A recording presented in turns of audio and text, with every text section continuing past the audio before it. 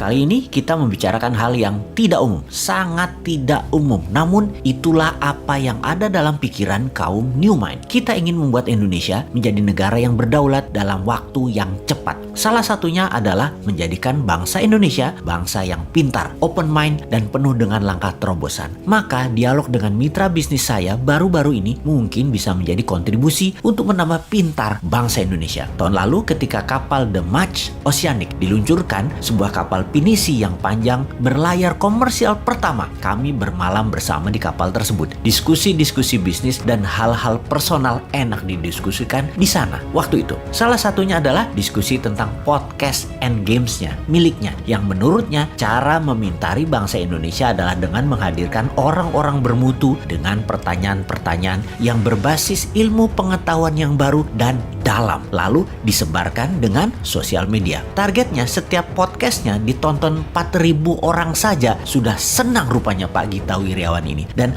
saya langsung komentar, enggak bro, bisa ratusan ribu viewernya kalau memang pertanyaannya berbasis ilmu pengetahuan kekinian dan bintang tamunya orang yang up to date ilmunya. Ternyata benar, hampir setahun kemudian, yaitu pada saat ini, podcast and games ada di level cukup atas dalam tanda petik secara pilihan viewersnya. Mereka yang nonton orang-orang yang peduli ilmu. Terbukti sudah jutaan viewernya hingga saat ini. Kemarin kami berdiskusi ingin melakukan sesuatu yang baru di tahun depan, di tahun 2022. Apa yang kita ingin kerjakan? Kita merasa saat ini ilmu bisa didapat dengan cara kekinian, di mana belum pernah ada dalam sejarah hingga saat ini ada acara yang menghadirkan 3 peraih Nobel Ekonomi hadir dalam satu forum. Kenapa nggak Indonesia mengadakan duluan? End Game Show namanya. Jumpa darat 3 peraih Nobel Ekonomi atau Nobel Laureate. Mereka hadir untuk memberikan pelajaran dan tanya jawab langsung tentang ekonomi dunia saat ini. Dan mereka hadir di Indonesia. Yakin yang hadir nanti bukan hanya orang Indonesia yang menonton acara tersebut secara live, tapi pejabat,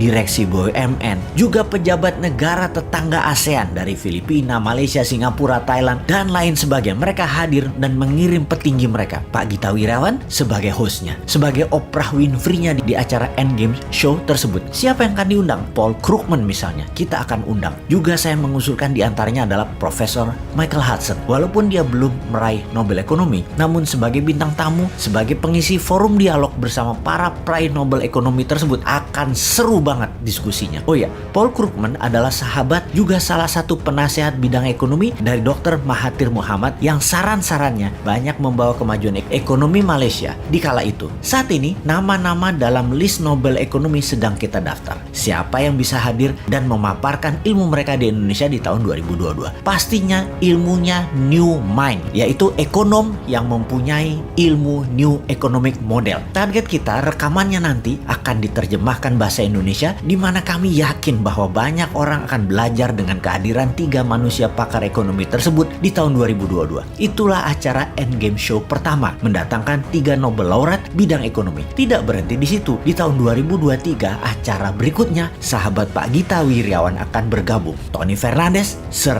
Richard Branson, dan Elon Musk hadir di acara Endgame Show 2023. Target viewersnya dunia. Targetnya Indonesia jadi poros dunia untuk pelajaran ekonomi dan pelaku ekonomi dunia. Acara ini acara tahunan, harus kelas dunia dan harus mendunia. Mata dunia yang menonton dan para peserta yang hadir adalah mereka yang berpikir untuk mensejahterakan dunia. Saat ini semua sedang diatur, sedang ditata. Targetnya 1.000 orang hadir langsung dan akan ada siaran langsung via YouTube dengan penterjemah ke bahasa Indonesia. Jika sahabat membutuhkan penterjemah tersebut, semua disediakan deh. Pokoknya apapun kita lakukan demi NKRI garis lurus yang pinter.